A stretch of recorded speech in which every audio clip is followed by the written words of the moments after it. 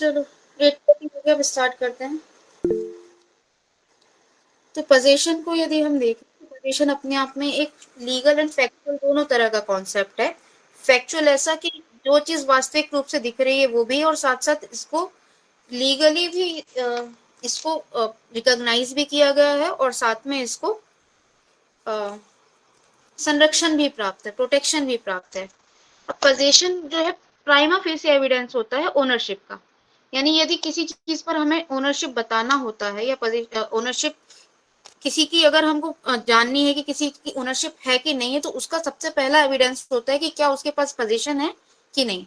अगर पोजीशन है तो ये माना जाता है कि प्रथम दृष्टया उसके पास हो सकता है कि ओनरशिप भी हो। दूसरा एक कथन है कि जो पोजीशन होता है, पोजीशन का 9 आउट ऑफ 10 पॉइंट्स होता है विधि की नजरों में। यानी कि यदि हम पोजीशन की बात करें, यदि हम ओनरशिप किसी की देखनी है, तो 9 पॉइंट्स हम पहले देखेंगे कि पोजीशन को दिए जाते हैं। कि किसी व्यक्ति का यदि पोजीशन है तो ये माना जाएगा कि उसका उस चीज पर ओनरशिप बहुत बेहतर तरीके से हो सकती है, सिवाय उसके जिसके पास उसका बेटर टाइटल है। केवल उस दशा में ही ओनरशिप जो है, ओनरशिप एक बेटर पॉइंट रखता है पोजीशन से। लेकिन बाकी सब कंडीशंस में यदि हम किसी चीज का ओनरशिप पता कर लगाना है और उसके पास, व्यक्ति के पास उसका पोजीशन भी है, तो ये माना जाएगा कि वो व्यक्ति के पास वो ओनरशिप के ज्यादा बेटर ऑप्शंस हैं, या ज्यादा बेटर तरीके से वो ओनरशिप को क्लेम कर सकता है। यदि हम मीनिंग एंड डेफिनेशन की बात करें तो लिटरल मीनिंग जो पोजीशन का होता है वो होता है फिजिकल कंट्रोल ओवर थिंग, यानी किसी वस्तु पर भौतिक नियंत्रण। लेकिन ये जो डेफिनेशन है अपने आप में एक लीगल डेफिनेशन नहीं है, और कोई स्पेसिफिक डेफिनेशन लॉ में बताई भी नहीं गई है। इसके लिए अलग अलग जूरिस्ट हुए जिन्होंने अपनी अपनी डेफिनेशंस दी है। अब सबसे पहले थोड़ा सा आप लोग इसका इंट्रोडक्शन लिख लीजिए, उसके बाद हम आगे बढ़ेंगे मीनिंग एंड डेफिनेशन पे। बोलना स्टार्ट कर रही हूँ मैं।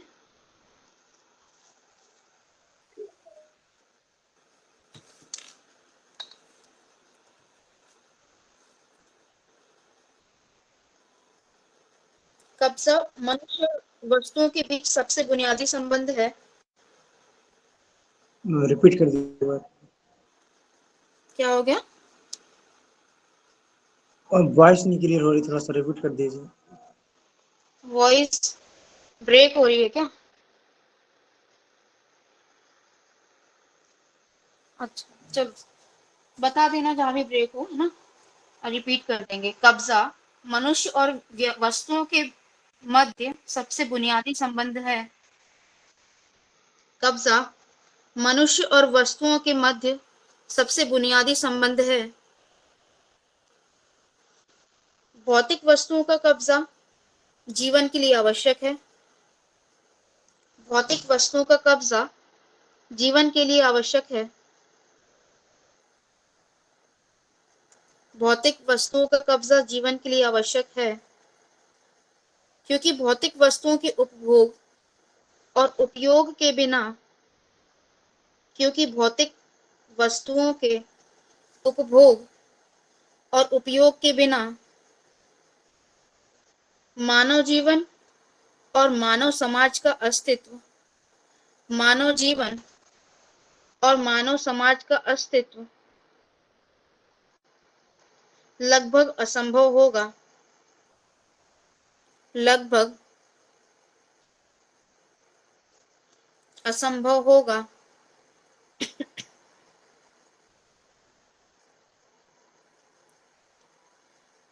पैरा चेंज करके लिखिए। स्वामित्व का प्रथम दृष्टया प्रमाण होने के अलावा स्वामित्व का प्रथम दृष्टया प्रमाण होने के अलावा स्वामित्व का प्रथम दृष्टया प्रमाण होने के अलावा यह स्वामित्व हस्तांतरण के तरीकों में भी यह स्वामित्व हस्तांतरण के तरीकों में से एक भी है। स्वामित्व हस्तांतरण के तरीकों में से एक भी है।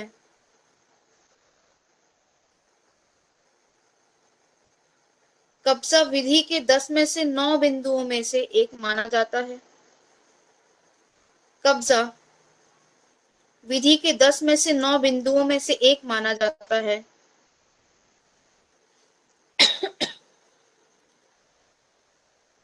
दस में से 9 बिंदुओं में से एक माना जाता है।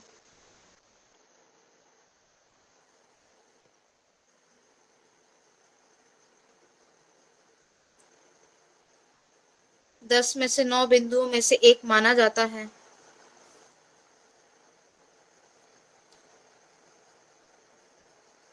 जिसका अर्थ है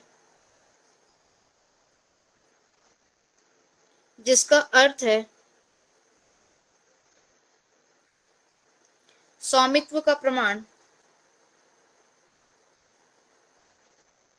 जिसका अर्थ है स्वामित्व का प्रमाण,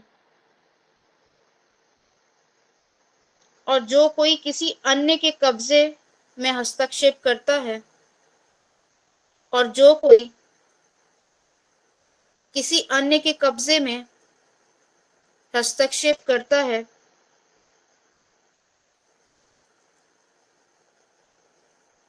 उसे या तो स्वामित्व या बेहतर कब्जा का अधिकार, उसे या तो स्वामित्व या बेहतर कब्जा अधिकार दिखाना होगा। कब्जा अथवा बेहतर स्वामित्व अधिकार दिखाना होगा।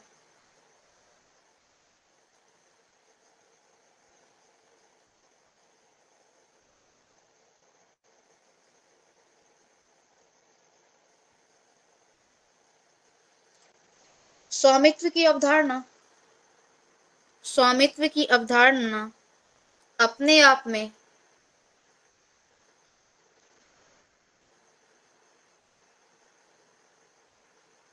विधिक स्वामित्व की अवधारणा अपने आप में विधिक और तथ्यात्मक दोनों प्रकार की है। विधिक और तथ्यात्मक दोनों प्रकार की है। अब हेडिंग डाली meaning and definition of position. Meaning and definition of position, ये हेडिंग डाल लीजिए।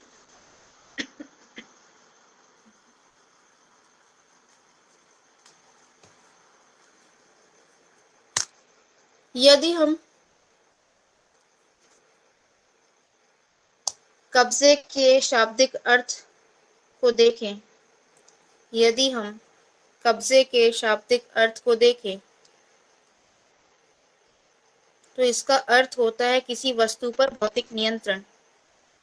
तो इसका अर्थ होता है किसी वस्तु पर भौतिक नियंत्रण।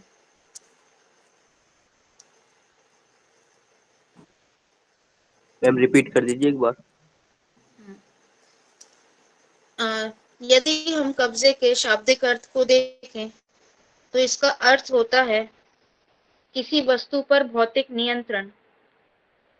किसी वस्तु पर भौतिक नियंत्रण।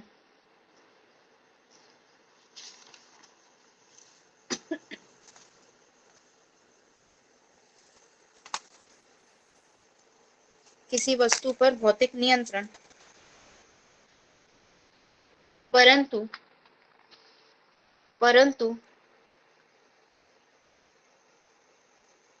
विधि में कब्जे को कोई स्पष्ट रूप से परिभाषित नहीं किया गया। परंतु विधि में कब्जे को कोई स्पष्ट रूप से परिभाषित नहीं किया गया। विभिन्न विधि शास्त्रियों ने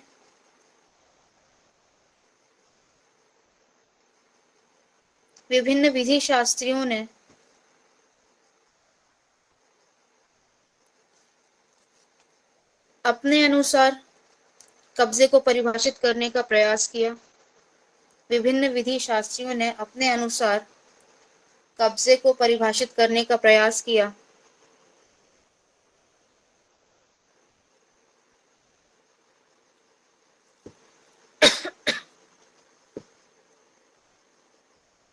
सबसे पहली डेफिनेशन है सामंड की,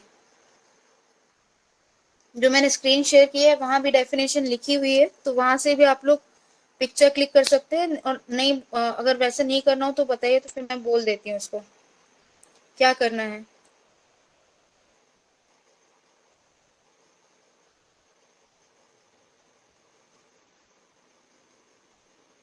सामंड के अनुसार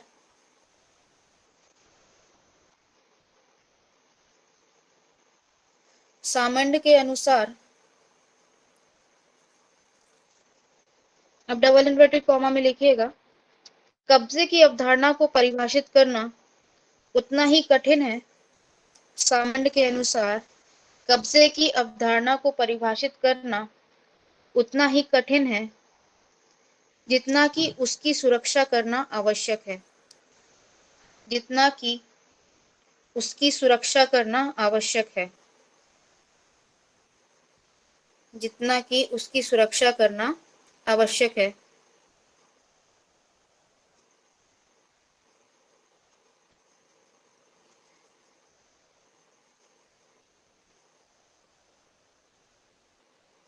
पैरा चेंज करके लिखिए, सामंड कब्जे को परिभाषित करते हुए कहते हैं कि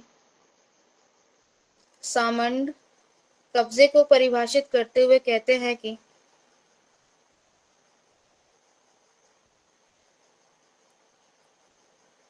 कब्जा किसी वस्तु के अनन्य उपयोग के कब्जा किसी वस्तु के अनन्य उपयोग के दावे का निरंतर अभ्यास है। कब्जा किसी वस्तु के अनन्य उपयोग के दावे का निरंतर अभ्यास है। यदि हम सामंड की डेफिनेशन को देखें तो सामंड कह रहे हैं कि जो पोजीशन है, पोजीशन किसी चीज पे बहुत समय, लंबे समय तक किसी चीज का उपयोग करने का को अगर हम क्लेम करें तो उस क्लेम को दर्शाता है पोजीशन। सामंड ने पोजीशन को दो एलिमेंट्स में डिवाइड किया। पहला है क्लेम ऑफ एक्सक्लूसिव यूजर, यानी जिसका अर्थ होता है अनन्य उपयोग का दावा, और दूसरा है आपका कॉन्शियस और actual exercise of this claim, that is physical control over it. और उस जिस चीज के उपयोग का दावा किया गया है उस चीज पर व्यक्ति का वास्तविक नियंत्रण होने, या वास्तविक रूप से उसके हाथ में होना या उसके पास में होना, भौतिक नियंत्रण होना, ये दो एलिमेंट्स सामंड ने बताए हैं पोजीशन के। और इसी को बोला जाता है, एक को जो एक्सक्लूसिव यूजर का क्लेम है या अनन्य उपयोग का दावा है, उसे बोला जाता है एनिमस पोजेसिवनेस। और कंटिन्यूअस और actual exercise of this claim को बोला जाता है, या फिजिकल कंट्रोल ओवर इट को बोला जाता है द कॉर्पस पोजेसिडेंडी। तो ये दो एलिमेंट जो है ना सामंड ने बताए हैं आपके पोजीशन के। और आज तक के जितने भी आपके ड्यूरिस्ट हुए हैं उनमें से सबसे ज्यादा रेलेवेंट डेफिनेशन जो है वो सामंड की मानी जाती है, जहां सामंड ने एनिमस पोजेसिवनेस और कॉर्पस पोजेडेंडाई के रूप में इसको परिभाषित किया है। अगर हम साधारण भाषा में कहें एनिमस का मतलब क्या होता है, एनिमस का मतलब होता है किसी चीज पर विल रखना या आशय होना, यानी पोजीशन का आशय होना। और कॉर्पस पोजिडेंडाई का मतलब होता है कि किसी चीज पर एक्चुअल कंट्रोल होना। जब ये दो चीज मिलेंगी, जब ये दो चीज एक्चुअल में एग्जिस्ट करेंगी, तब हम कहेंगे कि किसी व्यक्ति का किसी चीज पर वास्तविक रूप से कब्जा है या कब्जा है। तो कब्जे को उन्होंने परिभाषित किया है दो एलिमेंट्स के साथ, एक है एनिमस पोजेसिवनेस और दूसरा है कॉर्पस पोजेसिडेंडाई।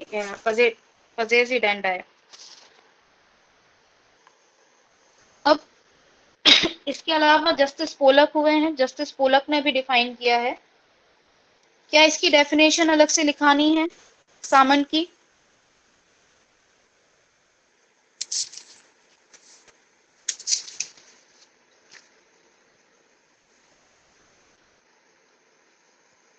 नेक्स्ट डेफिनेशन है जस्टिस पोलक की। जस्टिस पोलक के अनुसार हेडिंग डाल लीजिए,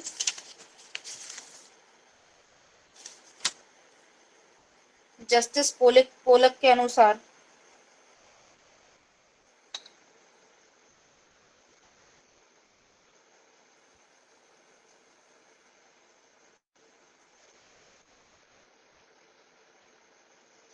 किसी वस्तु पर भौतिक नियंत्रण होना अधिकार कहलाता है, कब्जा कहलाता है।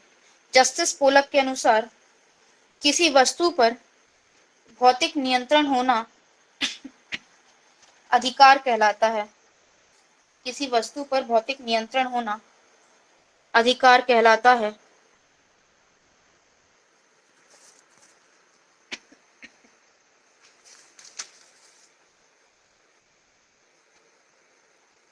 देखो, जो जस्टिस पोलक हुए, पोलक ने दो तरह के एलिमेंट्स बताए हैं पोजीशन के। पहला है कि किसी वस्तु पर एपरेंट कंट्रोल होना, यानी स्पष्ट नियंत्रण होना, और दूसरा है दूसरों को बाहर करने की स्पष्ट शक्ति होना, यानी कि एक्सक्लूसिव राइट होना किसी व्यक्ति को, मतलब एक्सक्लूसिव पावर होना किसी व्यक्ति को अपने अधिकार से बाहर रखने की। यानी अगर हम कह रहे हैं कि हमारे पास किसी ए वस्तु का पोजीशन है, तो सबसे पहले हमारे पास उसका क्लियर जो है कंट्रोल होना चाहिए, जिसे एप्रोन कंट्रोल बोला जाता है। और दूसरी चीज, अगर हम पोलक की डेफिनेशन को देखें तो वो कहते हैं कि अगर हम कह रहे हैं हमारे पास किसी चीज के ऊपर क्लियर कंट्रोल है, तो साथ साथ हमारे पास ये भी राइट है कि हम किसी अन्य व्यक्ति को अपने पोजीशन को यूज करने से रोकें, या हमारे पास ये पावर होना कि हमारे जो जिस चीज पर हम अपना कब्जा कह रहे हैं, उस चीज पर किसी अन्य व्यक्ति को उपयोग करने का कोई अधिकार ना देना। ये दो एलिमेंट्स होते हैं पोजीशन के। नेक्स्ट जो डेफिनेशन आती है वो आती है सेविग्नी की। सेविग्नी ने इसको डिफाइन किया है। सेविग्नी की डेफिनेशन लिख लीजिए। सेविग्नी के अनुसार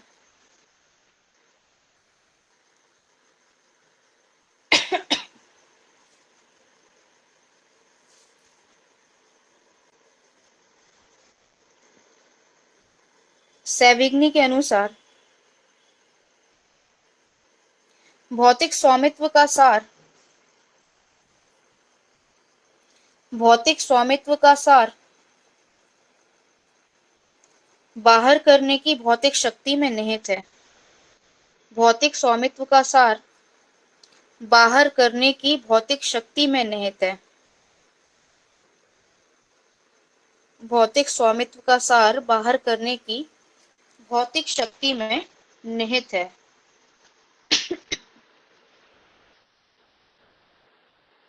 अब सेविग्नी ने भी दो एलिमेंट्स बताए हैं पोजीशन के। पहला लिख लीजिए। सेविग्नी के अनुसार, सेविग्नी के अनुसार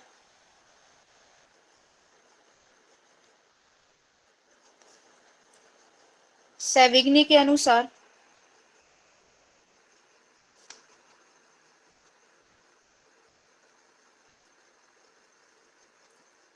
कब्जे के दो तत्व हैं। कब्जे के दो तत्व हैं। पहला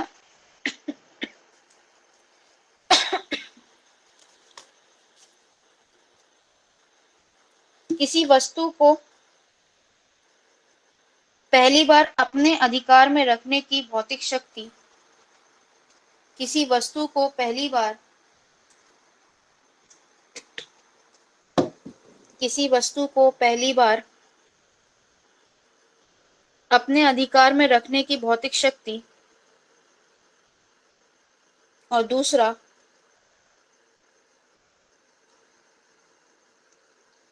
किसी वस्तु को आरंभ में प्राप्त करने के बाद,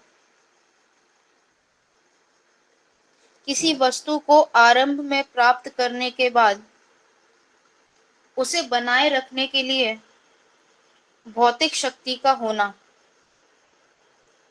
किसी वस्तु को आरंभ में प्राप्त करने के बाद उसे बनाए रखने के लिए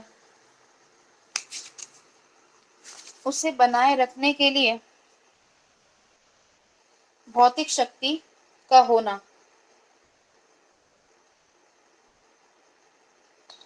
बनाए रखने के लिए भौतिक शक्ति का होना।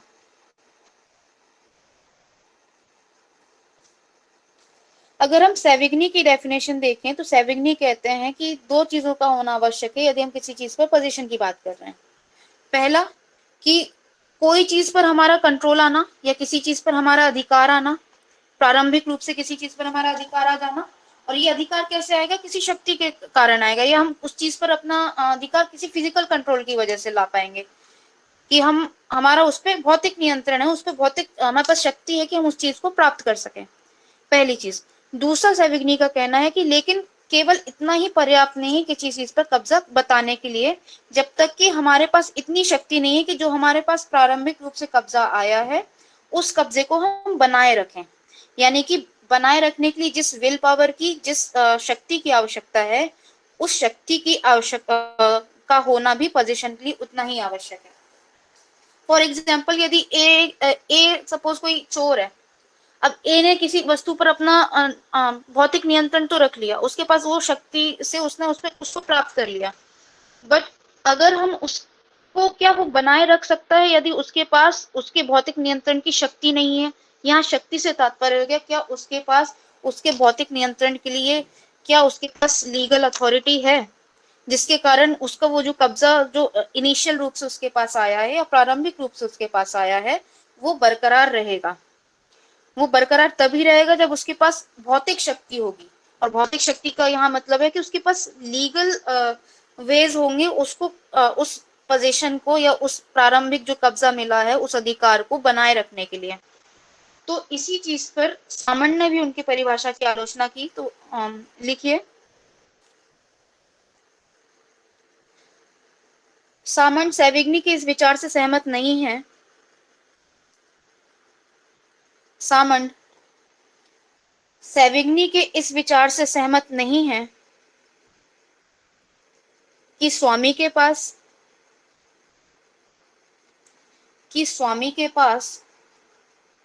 बाहरी हस्तक्षेप को रोकने के लिए, कि स्वामी के पास बाहरी हस्तक्षेप को रोकने के लिए, कि स्वामी के पास बाहरी हस्तक्षेप को रोकने के लिए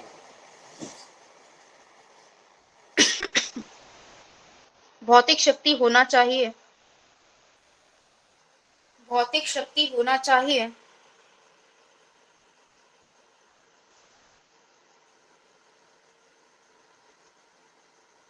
उनके अनुसार उनके अनुसार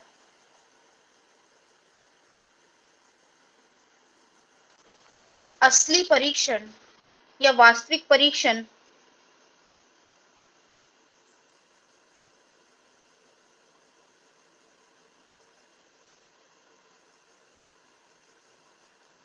उनके अनुसार वास्तविक परीक्षण बहिष्कार या बाहर रखने की भौतिक शक्ति नहीं, बहिष्कार या बाहर रखने की भौतिक शक्ति नहीं, बहिष्कार या बाहर रखने की भौतिक शक्ति नहीं, बल्कि अन्य लोगों द्वारा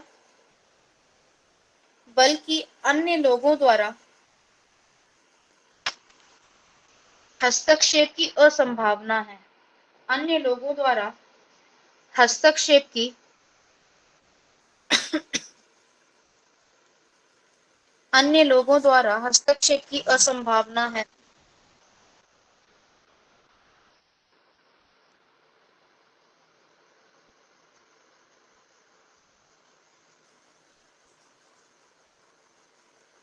इसके अलावा एक और ड्यूरेशन की डेफिनेशन और लिख लो। फ्रेडरिक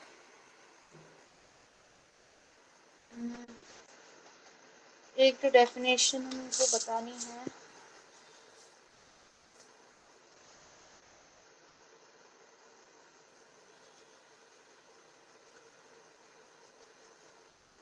हेनरी मैन के अनुसार,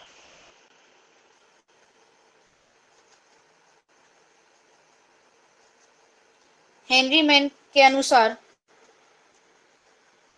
कब्जा किसी वस्तु के साथ उस संपर्क का अर्थ है, कब्जा किसी वस्तु के साथ उस संपर्क का अर्थ है,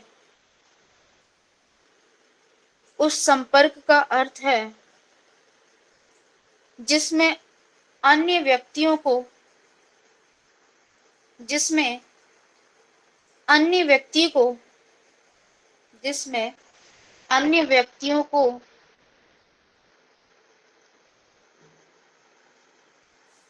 उसके आनंद से वंचित किया जाता है। अन्य व्यक्तियों को उसके आनंद से वंचित किया जाता है। इंग्लिश वाले लिख लें। Possession means that contact with an object. Possession means that contact with an object which involves the exclusion of other persons, which involves the exclusion of other persons from the enjoyment of it, from the enjoyment of it.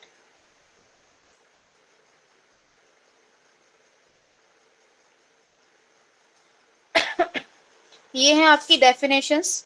Definitions के बाद जो next हमारा सब heading है वो है elements of possession, कब्जे के तत्व। यदि हम कब्जे के तत्व की बात करें तो इसके दो ही तत्व हैं। पहला है कॉर्पस पोजेशनिस और दूसरा है एनिमस पोसिडेंडाई। कॉर्पस का मतलब होता है भाई काय, हिंदी में काय बोला जाता है, कब्जे का काय, और कब्जे का धारणाधिकार या आशय, धारणाशय या आशय भी बोला जा सकता है। कॉर्पस का क्या मतलब होता है? कॉर्पस का मतलब होता है actual power over the object possessed, यानी कि किसी चीज पर भौतिक नियंत्रण का होना। पजेसर्स फिजिकल कंट्रोल ओवर थिंग, किसी कब्जेधारी का वस्तु पर वास्तविक नियंत्रण होना। अब यदि हम कॉर्पस पोजेशनिस की बात करें तो इसके दो एलिमेंट्स होते हैं।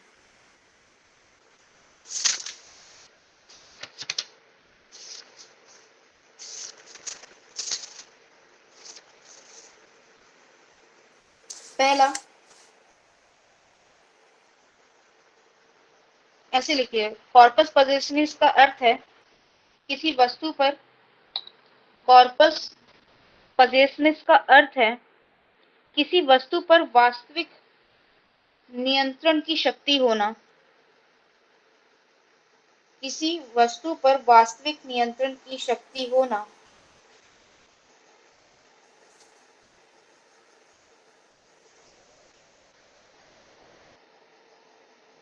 कॉर्पस से दो बातें अभिप्रेत हैं। कॉर्पस से दो बातें अभिप्रेत हैं। कॉर्पस से दो बातें अभिप्रेत हैं। पहला,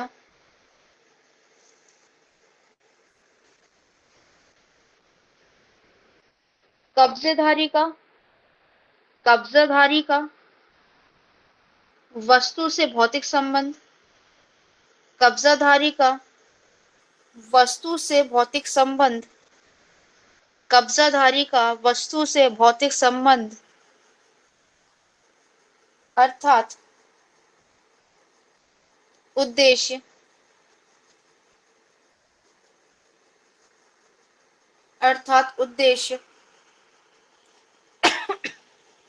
और दूसरा है स्वामी का शेष विश्व से संबंध। स्वामी का शेष विश्व से संबंध।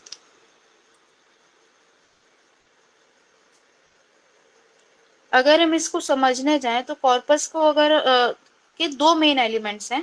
पहला है कि यदि हम किसी चीज को किसी व्यक्ति का कॉर्पस कह रहे हैं, यानी फिजिकल कंट्रोल कह रहे हैं, तो जिस चीज से हम फिजिकल कंट्रोल कह रहे हैं, जिस वस्तु से फिजिकल कंट्रोल कह रहे हैं, तो उस वस्तु पर व्यक्ति का फिजिकल रूप से किस प्रकार से उसका रिलेशन है। यानी कि क्या, सपोज हम कह रहे हैं कि हमारा ये वस्तु जो सपोज लैंड है और उस पे हमारा कॉर्पस है यानी फिजिकल कंट्रोल है, तो हमारा उस लैंड से रिलेशन क्या है? क्या हमने वहां पे घर बनाया हुआ है, या हमने वहां पर बाउंड्री वॉल बनाई हुई है, या हमने किस प्रकार से उस पे कब्जा करके रखा है, जिसको हम अपना फिजिकल कंट्रोल कह रहे हैं। तो फिजिकल कंट्रोल उस ऑब्जेक्ट पे किस प्रकार से है, उस वस्तु पर हमारा किस प्रकार से है, पहला तो कॉर्पस में ये देखा जाएगा। दूसरी चीज है कि जिसको हम कह रहे हैं कि हमारा कॉर्पस है, यानी कि हम अपना पोजीशन जिस पे शो कर रहे हैं, जिस पे हम अपना फिजिकल कंट्रोल शो कर रहे हैं, तो उसमें बाकी जो हमारे अलावा बाकी जो दुनिया है, उस दुनिया का उस वस्तु से किस प्रकार से रिलेशन है, इन दोनों चीजों को मिला के क्लियर होता है कि हमारा किसी चीज पर कॉर्पस है या नहीं है। कॉर्पस का मतलब है कि हमारा उस पर फिजिकल कंट्रोल है कि नहीं है। अब अगर हम सेकेंड एग्जाम्पल को लेने जाए, अब हम कह रहे हैं कि हमने बाउंड्री वॉल बना ली, ठीक है, तो हम कह रहे हैं कि हमारा यहाँ पे कब्जा है। अब बी नाम का व्यक्ति आता है और बी कहता है कि आपने जो बाउंड्री वॉल बनाई है, इसमें आपने हमारी भी संपत्ति इंक्लूड कर ली।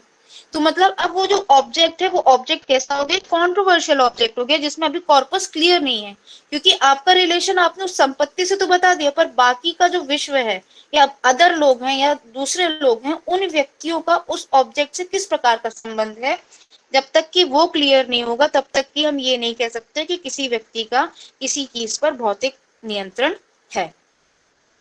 अब दूसरा चीज आती है एनिमस पजेडेंडाe, जिसे हिंदी में बोला जाता है आशय या धारणाशय, धारण करने का आशय, या इसको और क्लियर हम बोले तो विल या इच्छा शक्ति, किसी चीज को हमें धारण करने की हमारी इच्छा शक्ति है अथवा नहीं।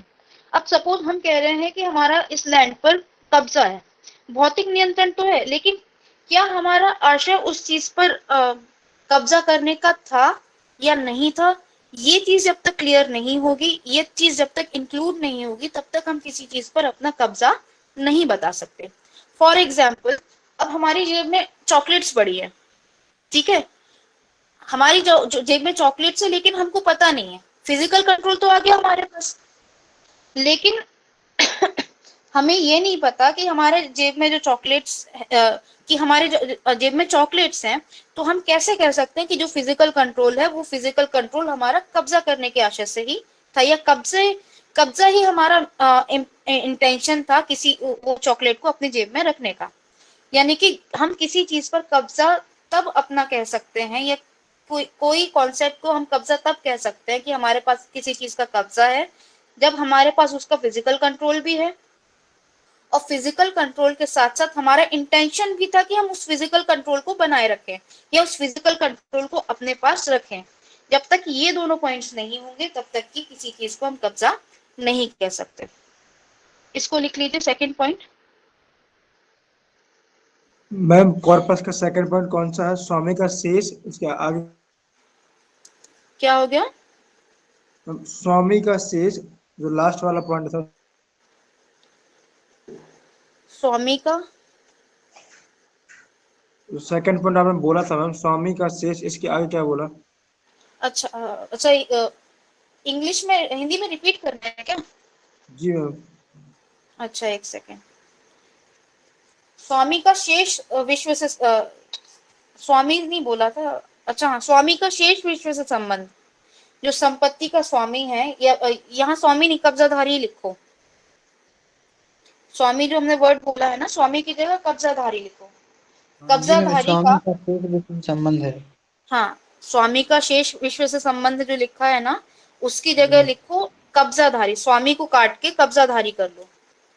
जो पजेजर है, संपत्ति का पजेजर है, तो वस्तु का जो पजेजर है या कब्जाधारी है, उसका शेष विश्व से क्या संबंध है? क्या उसको अधिकार है दूसरे व्यक्तियों को उस चीज पर नियंत्रण ना करने देने का, या उस व्यक्ति का जो कब्जाधारी है, उसका क्या पूर्ण रूप से अधिकार है कि वो बाकी लोगों को अपने कब्जे से बाहर रख सके, अपनी शक्ति से बाहर रख सके। ठीक है, दोनों पॉइंट्स क्लियर हुए? Yes ma'am. चलो अब एनिमल्स को लिखो।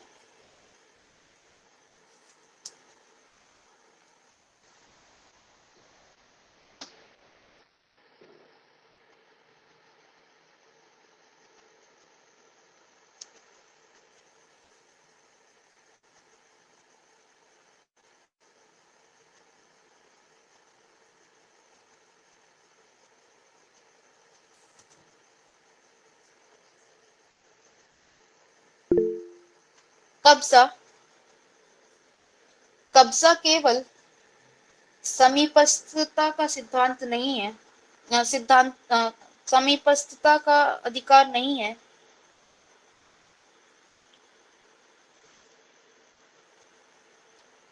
बल्कि यह भौतिक नियंत्रण की बल्कि यह भौतिक नियंत्रण की मैम बल्कि रिपीट कर यह दीजिए एक बार।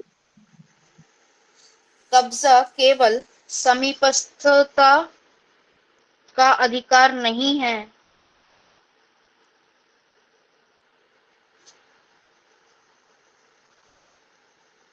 कब्जा केवल समीपस्थता का अधिकार नहीं है। समीपस्थता मतलब वही चीज, किसी चीज पर कंट्रोल होना, ठीक है, का अधिकार नहीं है, बल्कि यह बल्कि यह भौतिक नियंत्रण की किसी संभावना को दर्शाता है। बल्कि यह भौतिक नियंत्रण की किसी संभावना को दर्शाता है। भौतिक नियंत्रण की किसी संभावना को दर्शाता है जिसके साथ जिसके साथ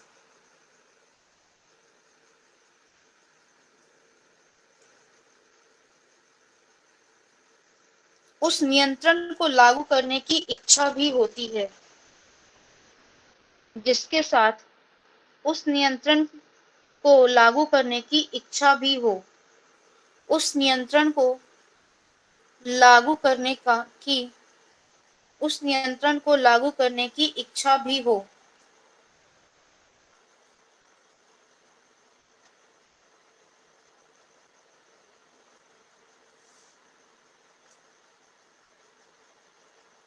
कब्जे का यह मानसिक तत्व कब्जे का यह मानसिक तत्व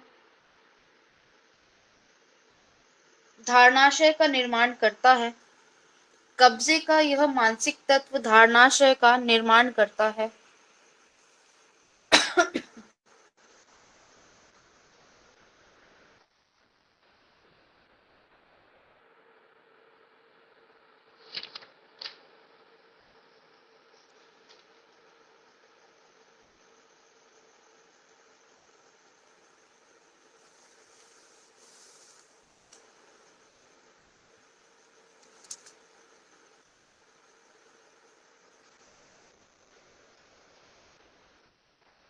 अब पैरा चेंज करके लिखिए।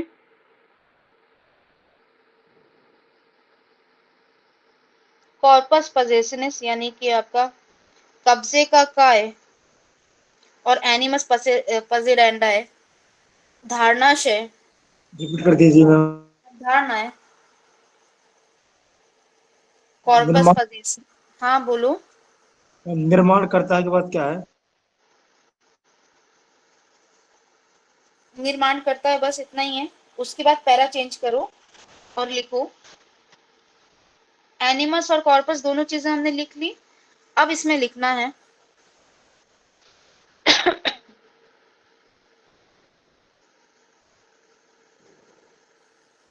कब्जे का काय और धारणाशय यानी कॉर्पस पजेसिनिस और एनिमस पजेरेंडाe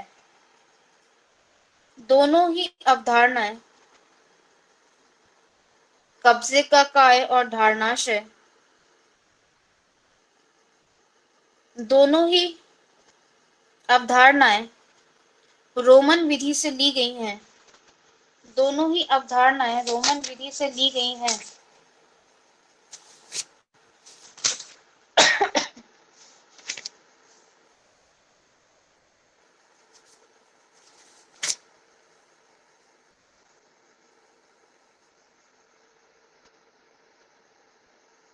रोमन्स ने रोमन्स ने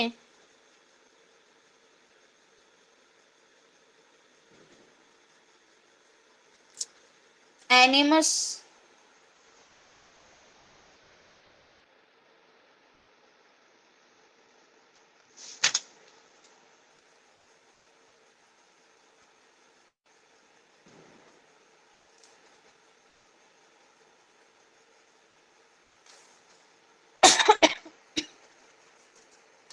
एनिमस और कॉर्पस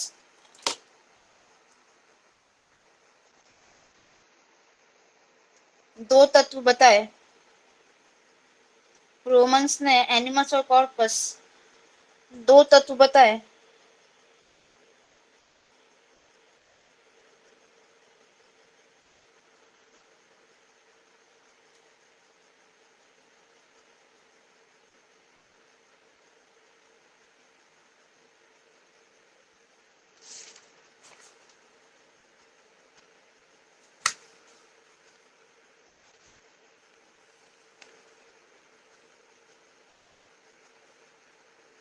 कॉर्पस पोजेशनिस से उनका तात्पर्य था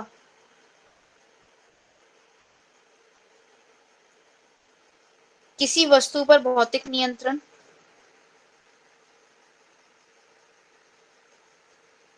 किसी वस्तु पर भौतिक नियंत्रण जिसे उन्होंने सिविलिस पोजेशनिस भी कहा, जिसे उन्होंने सिविलिस पोजेशनिस अर्थात विधिक कब्जा कहा।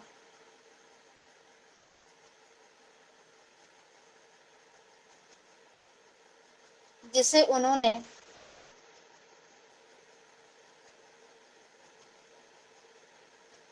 सिविलिस पोजेशनिस कहा तथा दूसरा तत्व एनिमस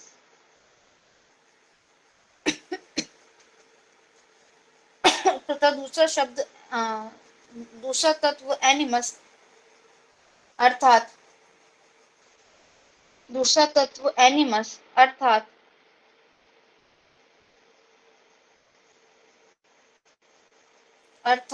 मेंटल अर्थात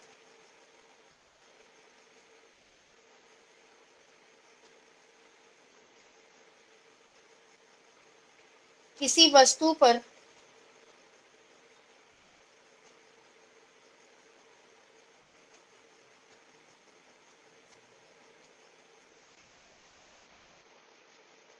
नियंत्रण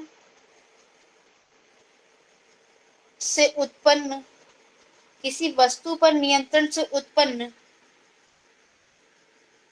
अन्य व्यक्तियों को बाहर रखने का अधिकार, किसी वस्तु पर नियंत्रण से उत्पन्न अन्य व्यक्तियों को बाहर रखने या बहिष्कृत करने का अधिकार, अन्य व्यक्तियों को बाहर रखने या बहिष्कृत करने का अधिकार,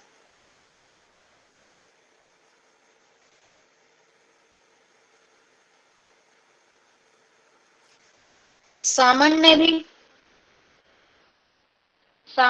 कब्जे के यही दो आवश्यक तत्व बताए। सामान्य भी कब्जे के यही दो आवश्यक तत्व बताए।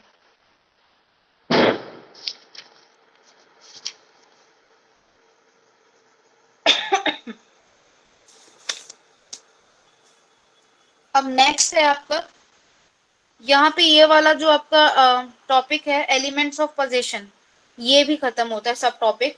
अब इसके बाद नेक्स्ट जो हेडिंग डालनी है वो है कैटेगरीज ऑफ पोजेशन, कब्जे के भाग। यदि हम कब्जे के भाग की बात करें तो कब्जे के दो भाग हैं, पहला है पोजीशन इन फैक्ट और दूसरा है पोजीशन इन लॉ। हिंदी में इसको बोलते हैं तथ्यतः कब्जा और विधितः कब्जा। पोजीशन इन फैक्ट कहलाता है तथ्यतः कब्जा और पोजीशन इन लॉ कहलाता है विधितः कब्जा।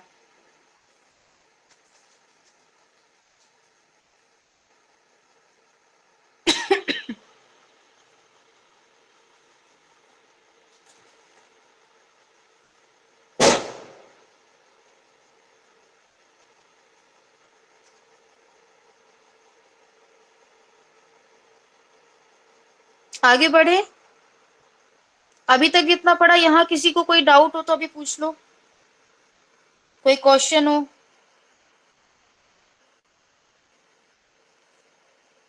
कोई क्वेश्चन कोई डाउट है क्या अभी? नहीं तो आगे बढ़ेंगे।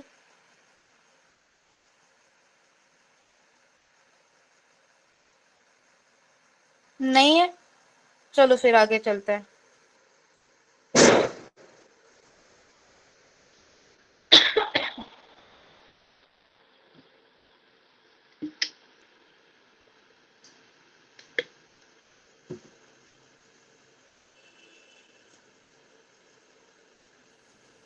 अब पोजीशन के दो कैटेगरीज में डिवाइड किया गया है, पहला है पोजीशन इन फैक्ट और दूसरा है पोजीशन इन लॉ। इसी को बोला जाता है, पोजीशन इन फैक्ट को ही बोला जाता है डी फैक्टो पोजीशन, और पोजीशन इन लॉ को बोला जाता है डी ज्योर पोजीशन। ये मैंने नोट्स में लिखना छूट गया था, तो ये आप लोग लिख लीजिए। पोजीशन इन फैक्ट को बोला जाता है डी फैक्टो पोजीशन, और पोजीशन इन लॉ को बोला जाता है D jure position. Position in fact को समझो। पोजीशन इन फैक्ट का बेसिक मतलब क्या होता है।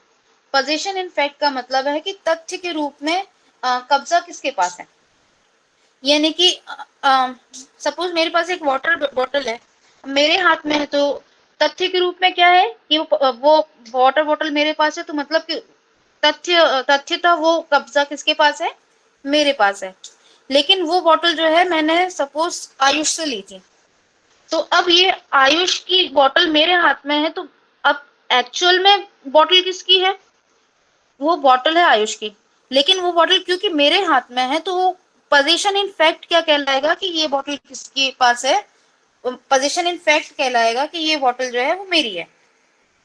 जबकि पोजीशन इन लॉ कहता है कि एक्चुअल में विधि की नजरों में कब्जा किसके पास है, यानी कि क्योंकि वो बॉटल आयुष की है और आयुष ही उस पर कब्जाधारी था और केवल पानी भरने के लिए मेरे पास आई थी। तो अब यहाँ पे विधि की नजरों में ये पोजीशन इन लॉ कहलाएगा कि ये एक्चुअल में बॉटल किसकी है, ये बॉटल आयुष की है, और आयुष का हर दृष्टि से मेरे कब्जे से बेटर टाइटल उस बॉटल के ऊपर होगा। यानी कि कल को यदि उस पर डिस्प्यूट आता है कि इसका एक्चुअल कब्जा किसके पास होना चाहिए, ये किसका इस पे अधिकार होना चाहिए, तो बाकी सबके अगेंस्ट में वो कब्जे का अधिकार मेरे पास है, क्योंकि पोजीशन इन फैक्ट मेरे पास मिला। यानी कि कब्जे का तथ्य के रूप में वो कब्जा किसके पास है, मेरे पास है। वो बॉटल मेरे पास है, इसलिए उस पर मेरा अधिकार माना जाएगा। लेकिन यदि आयुष मेरे अगेंस्ट में आके उस बॉटल को मांगेगा, तो मुझे वो बॉटल आयुष को देनी पड़ेगी, क्योंकि आयुष के पास क्या है, बेटर टाइटल है उस बॉटल को लेकर, क्योंकि वो बॉटल उसी ने खरीदी थी और उसके पास पोजीशन तब तक था जब तक कि उसने मुझे हैंड ओवर नहीं किया था पानी भरने के लिए। तो अब यहाँ पे ये कहलाता है आपका पोजीशन इन लॉ, जहां पे विधि की नजरों में एक्चुअल में कब्जा किसके पास होना चाहिए और वास्तविक रूप से अभी फिलहाल में कब्जा किसके पास है। ये दो दो कॉन्सेप्ट हैं आपके, position in fact and position in law. Position in fact मतलब एक्चुअल या फिजिकल पोजीशन, वास्तविक या भौतिक रूप से कब्जा। जबकि पोजीशन इन लॉ का मतलब होता है position in the I of law, यानी विधि की नजरों में कब्जा किसके पास होना चाहिए, या विधि द्वारा मान्यता प्राप्त या संरक्षित कब्जा किसका होगा। जो ऑब्वियस सी बात है, जिसके पास जिसने उसका पेमेंट किया, excuse me,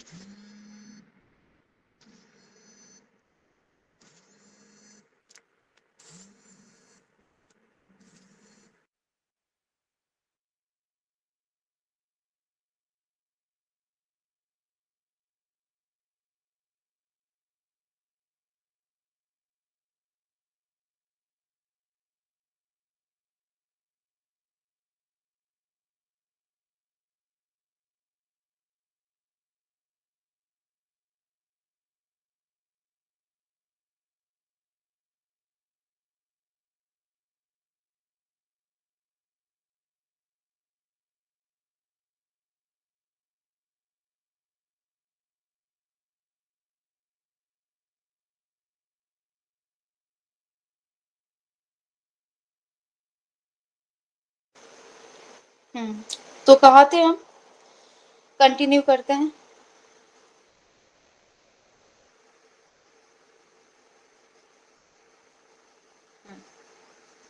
position in fact and position in law पर है। चलो अब इसके लिए लिख लो, हेडिंग डालो कैटेगरीज ऑफ पोजीशन, ये कब्जे के भाग। पहला है तथ्यतः कब्जा, पोजीशन इन फैक्ट, और दूसरा है विधितः कब्जा।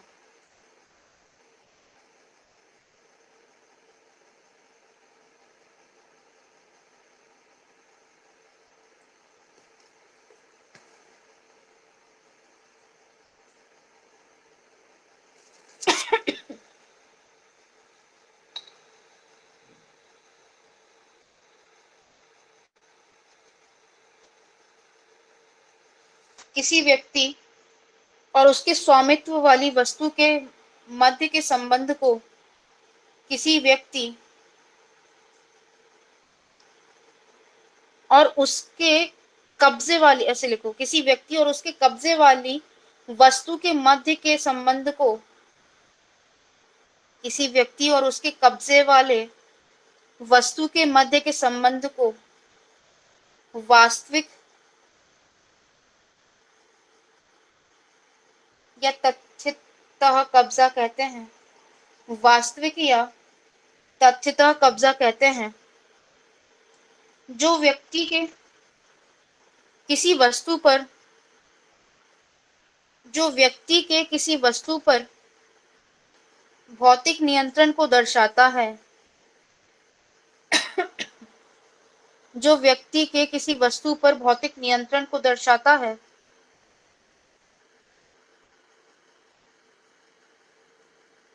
उदाहरण के लिए, उदाहरण के लिए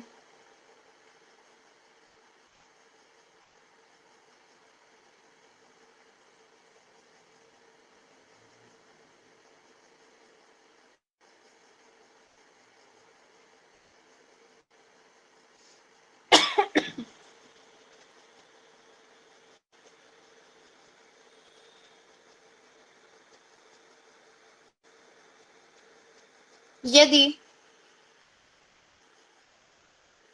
किसी मकान के मालिक द्वारा, किसी मकान के स्वामी द्वारा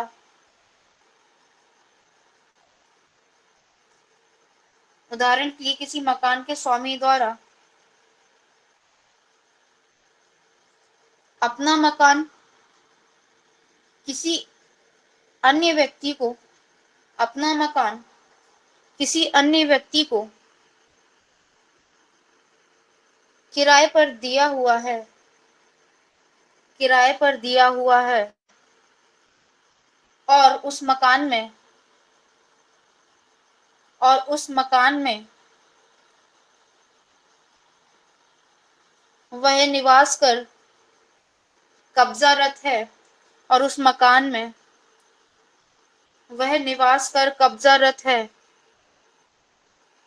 उस मकान में वह किराएदार निवास कर कब्जारत है, तो ऐसे किराएदार का, तो ऐसे किराएदार का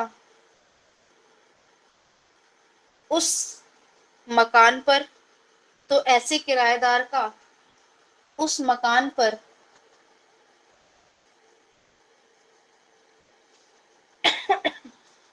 तथ्यतः कब्जा है कहा जाएगा। उस किराएदार का उस मकान पर तथ्यतः कब्जा है कहा जाएगा।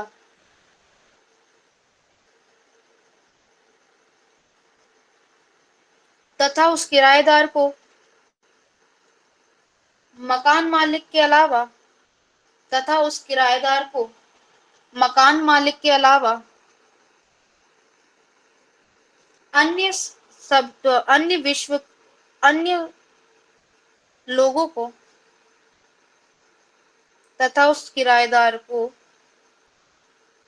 उस, हमने लास्ट लाइन क्या बोली, जरा कोई रिपीट कर दो। मकान मालिक या अलावा अन्य लोगों को, उसके हाँ, अलावा अन्य लोग, हाँ, उसके अलावा अन्य लोगों को अपने कब्जे के अधिकार, अन्य लोगों को अपने कब्जे के अधिकार से बाहर रखने का पूर्ण अधिकार होगा, बाहर रखने का पूर्ण अधिकार होगा।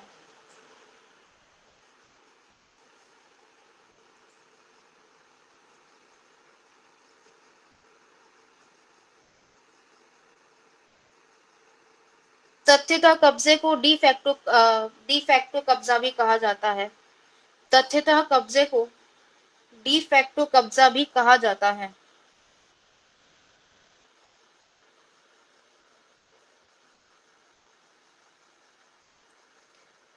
दूसरा है विधितः कब्जा, position in law, position in law.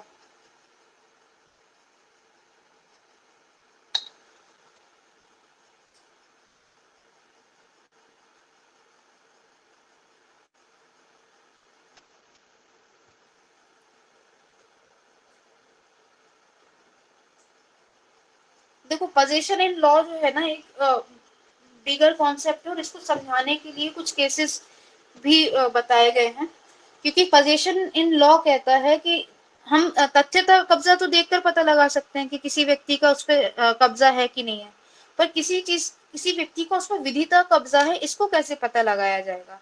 और इसको पता लगाना काफी मुश्किल है। और पता लगाने के लिए अब विधि सबसे पहले इंटरप्रिटेशन करती है कि एक्चुअल में हम कैसे कहेंगे कि किसी व्यक्ति का इस पे विधितः कब्जा है कि नहीं है। तो इसमें कुछ केसेस भी आए हैं, सबसे पहले लिख लो इसको।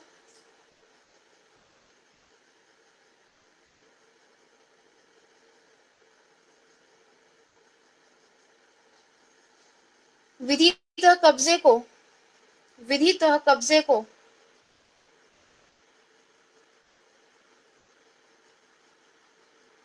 डीजियोर कब्जा भी कहा जाता है। डीजियोर कब्जा भी कहा जाता है।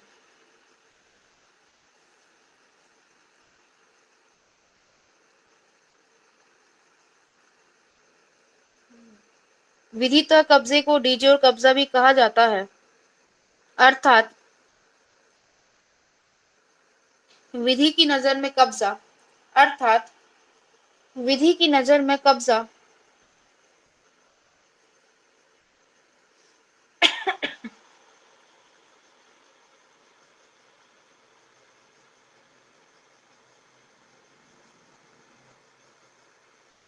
अर्थात विधि की नजरों में कब्जा विधितः कब्जा विधितः कब्जा विधि द्वारा मान्यता प्राप्त होता है तथा विधितः कब्जा विधि द्वारा मान्यता प्राप्त कब्जा होता है तथा विधि द्वारा संरक्षित होता है तथा विधि द्वारा संरक्षित होता है।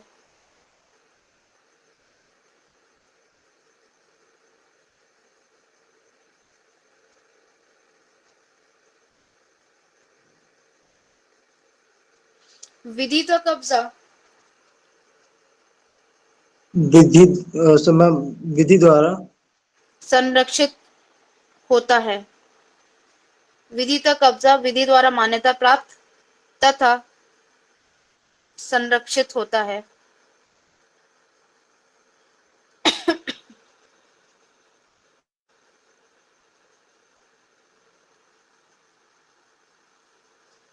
विधितः कब्जा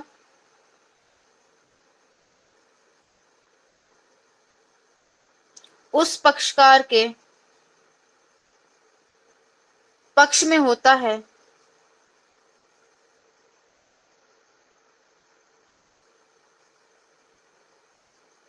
विधितः कब्जा उस पक्षकार के पक्ष में होता है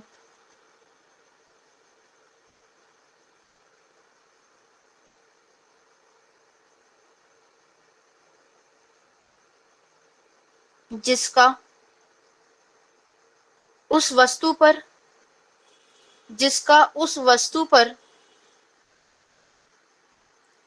बेहतर अधिकार होता है जिसका उस वस्तु पर बेहतर अधिकार होता है। उदाहरण के लिए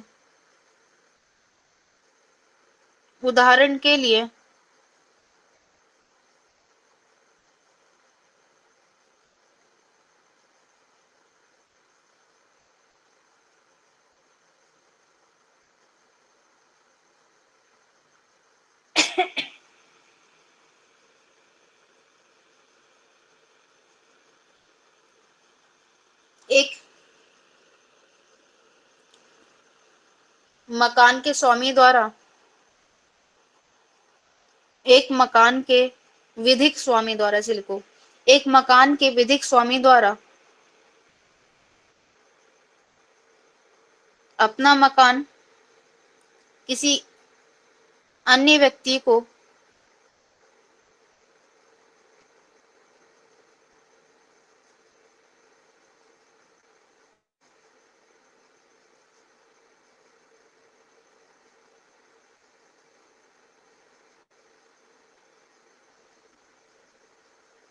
किसी अन्य व्यक्ति को किराए पर दिया है तो विधि की नजरों में मकान का स्वामी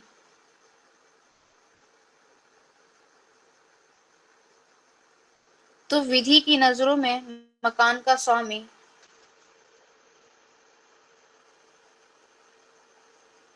उस मकान पर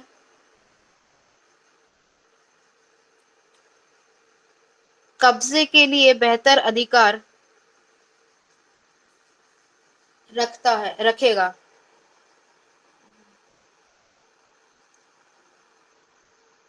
कब्जे के लिए उस मकान का स्वामी कब्जे के लिए बेहतर अधिकार रखेगा।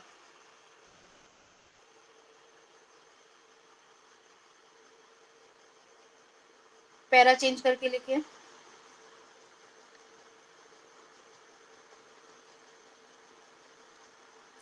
जब कोई व्यक्ति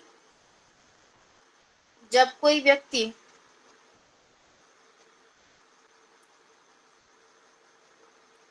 कब्जे के लिए वाद दायर करता है जब कोई व्यक्ति कब्जे के लिए वाद दायर करता है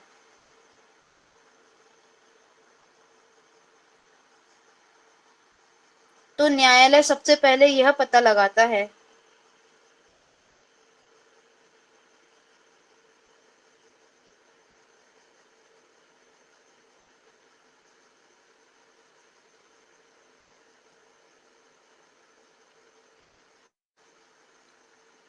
तो न्यायालय सबसे पहले यह पता लगाता है कि क्या वादी के पास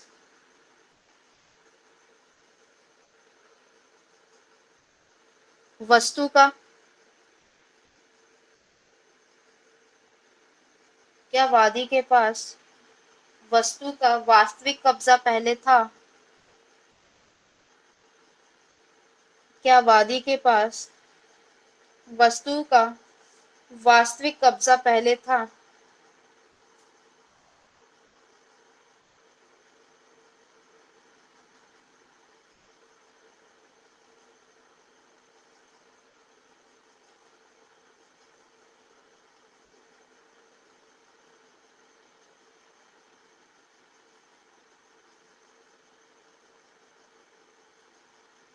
यदि वास्तविक कब्जे पर विवाद की स्थिति उत्पन्न होती है यदि वास्तविक कब्जे पर विवाद की स्थिति उत्पन्न होती है तो न्यायालय यह देखेगा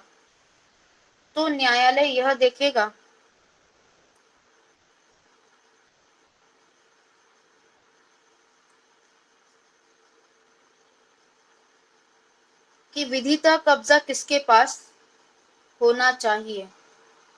तो न्यायालय यह देखेगा कि विधितः कब्जा किसके पास होना चाहिए।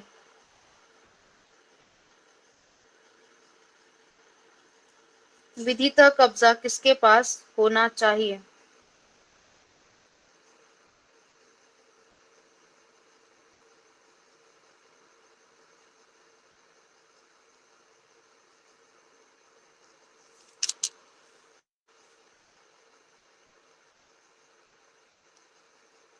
चलो अभी इसमें ना 2-3 केस आए हैं इंपॉर्टेंट।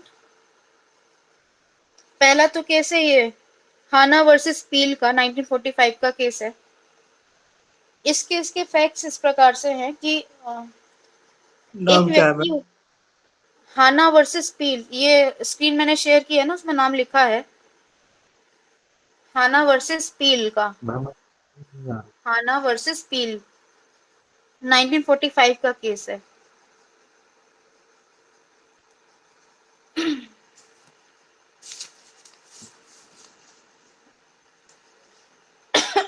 आपने शेयर की पर उसमें दिख नहीं रही मैम। क्या हो गया, स्क्रीन नहीं शो हो रही है क्या तुम लोगों को? नहीं, वो भाई हम तो स्टार्टिंग से स्क्रीन शेयर करके बैठे थे। जब कॉल आया था ना तब से अच्छा तब से नहीं हो रही है, मतलब पहले तो हो रही थी ना। हाँ, पहले हो रही थी। हाँ हाँ हाँ चलो ठीक है, 1 मिनट हम स्क्रीन शेयर कर रहे हैं।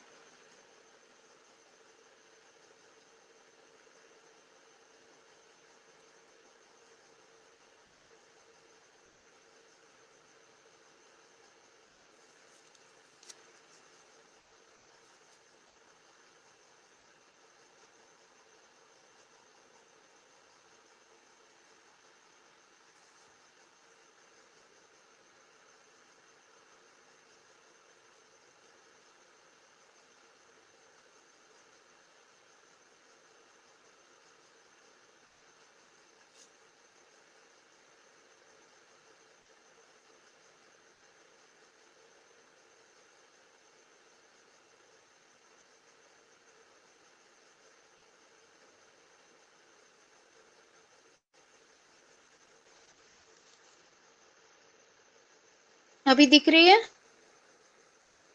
Yes ma'am. चलो ठीक है। इतने ही बचे, सब चले गए? चलो ठीक है, अच्छी बात है। चलो, अभी दिख रहा? हाना वर्सेस स्टील 1945 का केस है।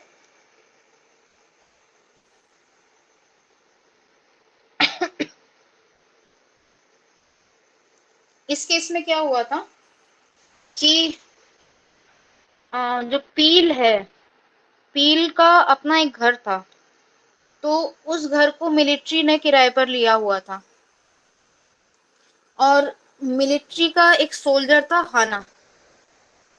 तो हाना उसमें रहा करता था। अब हाना को एक वस्तु मिली, मतलब एक ब्रॉच टाइप का मिला उस घर के अंदर। तो वो उसने उठा के पील को दे दिया कि शायद ये तुम्हारा हो तो ले लो। वो ब्रॉच 66 पाउंड का था, 66 पाउंड का।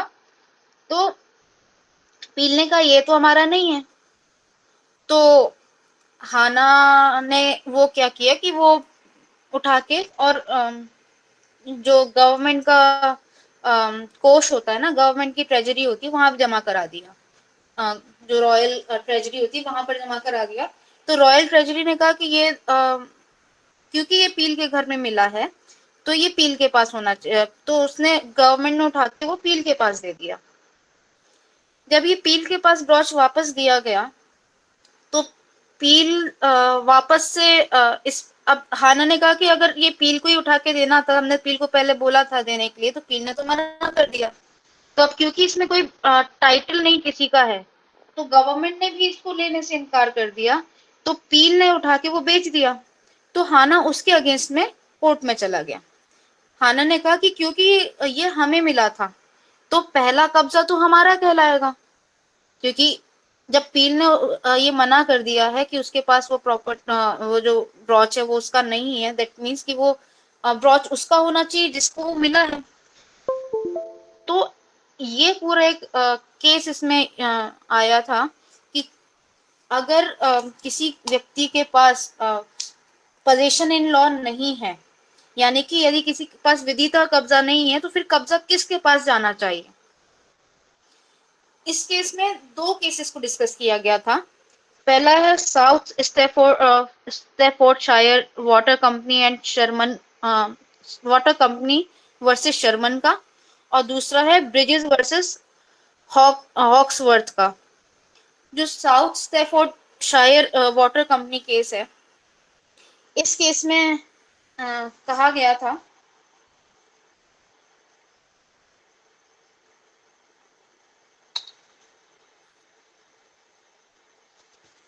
कि यदि किसी स्वामी के घर में किसी अन्य व्यक्ति को कोई संपत्ति मिलती है, तो ये उस व्यक्ति को दे देना चाहिए जिसका उस संपत्ति पर वास्तविक स्वामी है। जो व्यक्ति उस संपत्ति का स्वामी है, तो उसको वो वस्तु का कब्जा दे देना चाहिए। जबकि ये दूसरा केस जो था हिबर्ट वर्सेस एमसी कीर्नन का, सॉरी, ब्रिजेस वर्सेस हॉक्सवर्थ का, इस केस में ये कहा गया था कि जो फाइंडर ऑफ गुड होता है, यानी कि जिस व्यक्ति को ऐसी वस्तु मिलती है, तो अगर वास्तविक स्वामी नहीं मिला है उस वस्तु का, तो उसका कब्जा उस व्यक्ति को दिया जाना चाहिए जिस व्यक्ति ने ऐसी वस्तु ढूंढी है। और इस केस में भी कोर्ट ने ब्रिजेस वर्सेस हॉक्सवर्थ जो मामला है, उस मामले को एक्सेप्ट करते हुए और पील से हाना को उस ब्रॉच का कंपनसेशन देने के लिए बोला था। और इसमें ये डिस्कस किया गया था कि पोजीशन इन लॉ ना होने के बाद किसका पोजीशन माना जाएगा किसी प्रॉपर्टी पे या किसी ऑब्जेक्ट पे। इसको लिख लीजिए। इसके फैक्ट्स लिखवाने की आवश्यकता है क्या, या डायरेक्ट इसका हम थोड़ा जजमेंट बस लिखाने का सोच रहे हैं? इंग्लिश वालों के लिए हम स्क्रीन ओपन कर देते हैं, और हिंदी वाले एक काम करो, हम बोल देते हैं तो लिख लो। ये है इसके फैक्ट्स, मतलब ये जो दो केसेस है उसकी डिस्क्रिप्शन है। चलो पहले लिख लो, हिंदी वाले लिख लो पहले इसको थोड़ा, इंग्लिश वाले भी लिख लो। इस मामले में इस मामले में प्रश्न उत्पन्न हुआ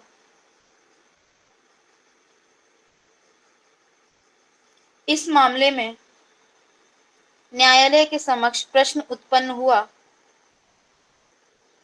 कि यदि प्रश्न उत्पन्न हुआ कि यदि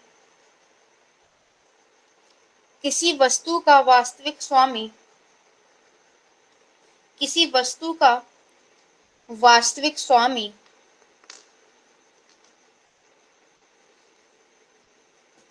का पता ना हो, किसी वस्तु के वास्तविक स्वामी का पता ना हो, तो विधितः कब्जा किसका माना जाएगा? तो विधितः कब्जा किसका माना जाएगा? इस मामले में न्यायालय ने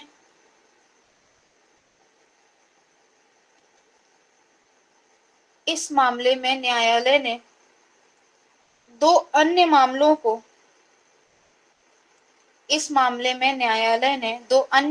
को डिस्कस को हिंदी में क्या बोलते हैं? दो मामलों को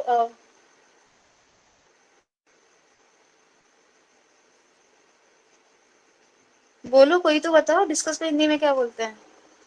मैम बातचीत करना। नहीं, बातचीत नहीं आएगा ना। केस के डिस्कशन के लिए क्या बोलेंगे? केस को डिस्कस किया। हाँ, दो मामलों पर चर्चा की। पहला, साउथ स्टैफोर्डशायर वाटर कंपनी बनाम शर्मन। ये केस का नाम दिख रहा होगा आप लोगों को। South Staffordshire Water Company versus Sharman.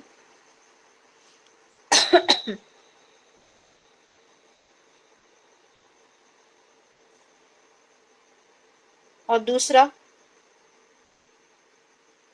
Bridges बनाम हॉक्सवर्थ। ब्रिजेस बनाम हॉक्सवर्थ का। पहले मामले में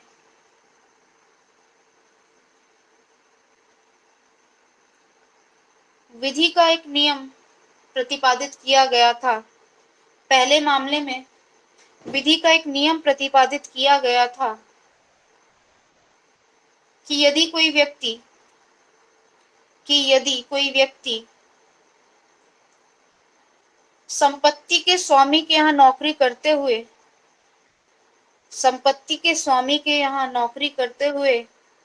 मैम पहले मामले में विधि का नियम प्रतिपादित किया गया था कि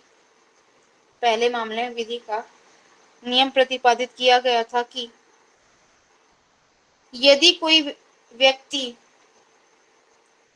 संपत्ति के स्वामी के यहाँ नौकरी करते हुए कोई वस्तु पाता है,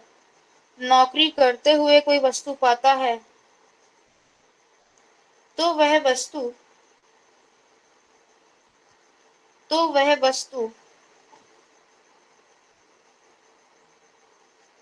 संपत्ति के स्वामी के लिए पाता है,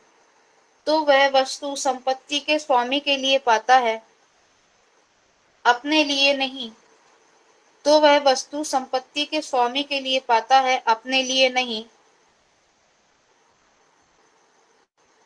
जब तक संपत्ति का स्वामी संपत्ति पर नियंत्रण रखता है, जब तक कि संपत्ति का स्वामी संपत्ति पर नियंत्रण रखता है।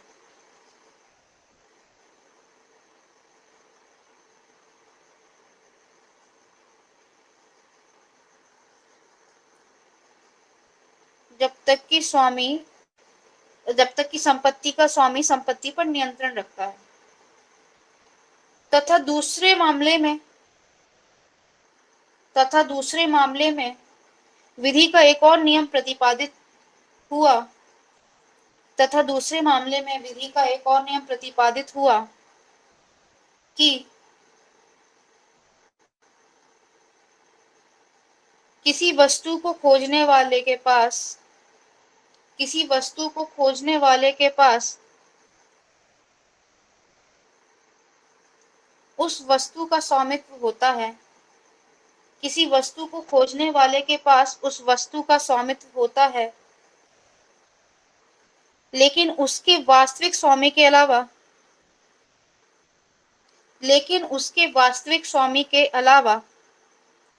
किसी अन्य के पास कोई दावा नहीं होता। लेकिन उसके वास्तविक स्वामी के अलावा किसी अन्य के पास कोई दावा नहीं होता। किसी अन्य के पास कोई दावा नहीं होता। न्यायालय ने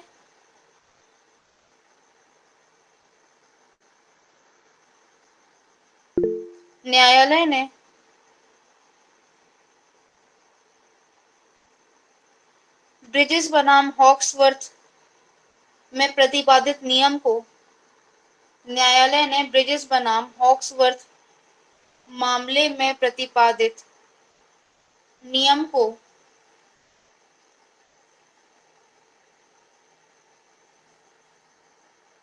ब्रिजेस बनाम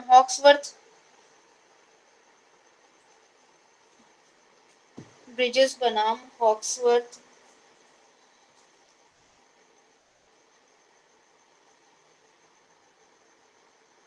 में प्रतिपादित नियम को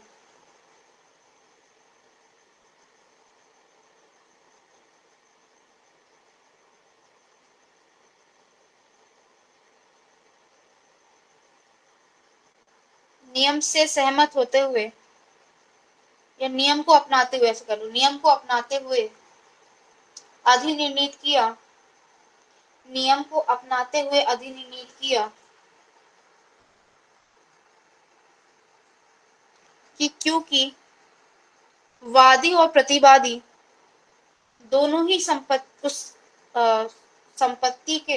विवादित संपत्ति के क्योंकि वादी और प्रतिवादी दोनों ही उस विवादित संपत्ति के वास्तविक स्वामी नहीं है।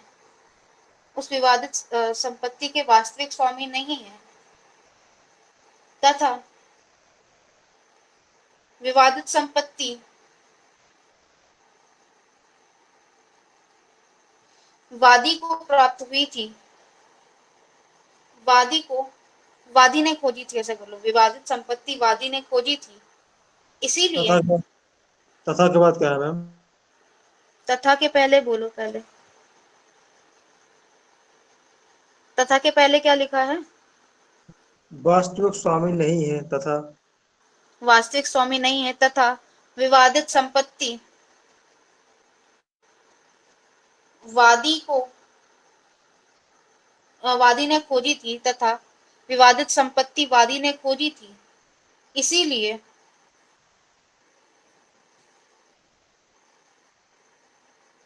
वादी उक्त संपत्ति का विधितः कब्जाधारी माना जाएगा। इसीलिए वादी उक्त विवादित संपत्ति का विधितः कब्जाधारी माना जाएगा। उक्त विवादित संपत्ति का विधितः कब्जाधारी माना जाएगा।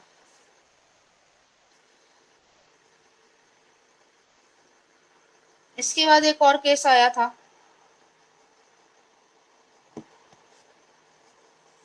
मैं ख्याल से एक ही लिखो, रहने दो, दूसरा वाला मत लिखो। एक और केस का नाम लिख लो, अगर तुम लोगों को नाम याद रह गया तो केवल नाम भी लिख सकते हो। Hibbert versus McKiernan, golf ball case है।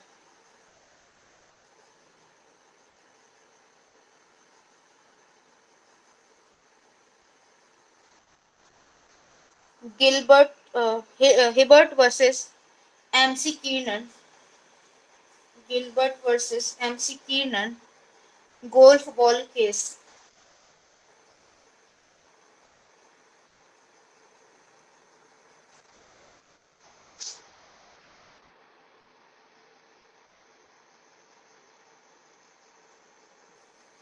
इस केस में क्या हुआ था, इसको गोल्फ बॉल केस इसलिए कहते हैं कि गोल्फ खेल रहे थे कुछ लोग।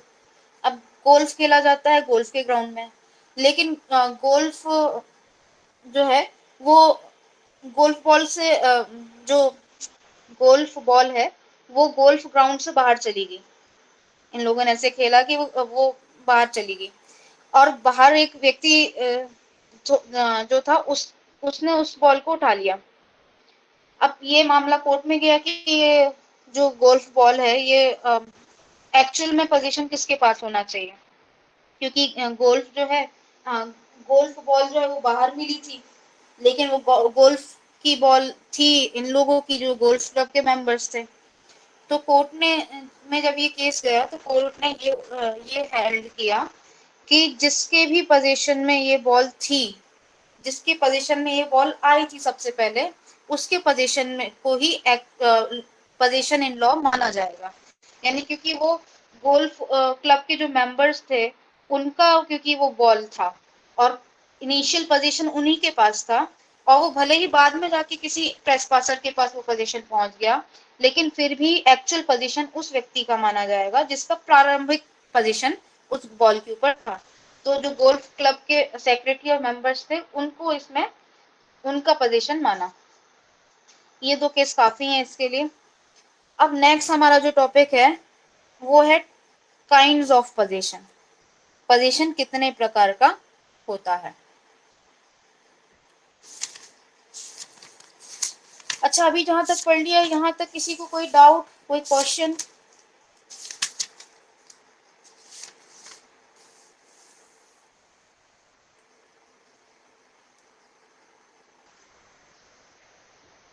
है क्या? नहीं तो आगे बढ़े।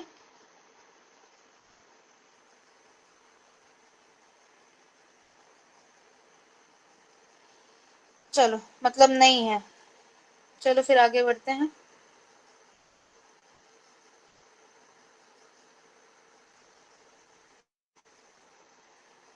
पहला है आपका पोजीशन में कॉर्पोरियल एंड इनकॉर्पोरियल पोजीशन, भौतिक और अभौतिक या मूर्त कब्जा। अब भौतिक कब्जा क्या होता है और अभौतिक कब्जा क्या होता है। अच्छा, हम पहले समझा देते हैं, उसके बाद आप लोग बताना कि इसमें लिखवाने की आवश्यकता है कि नहीं है।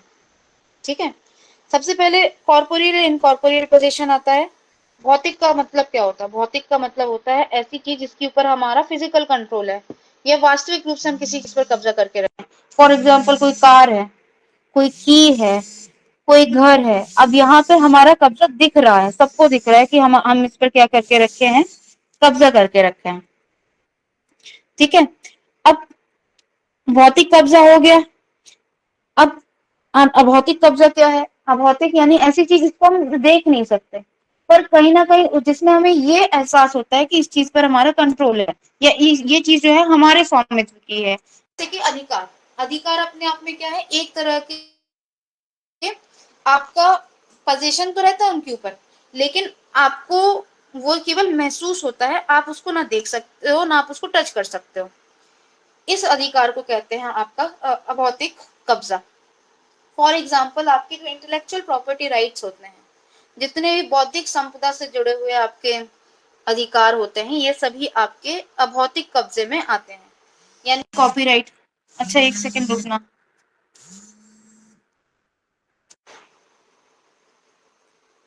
5 मिनट में हम फिर से 5 मिनट में फिर से ज्वाइन करते हैं।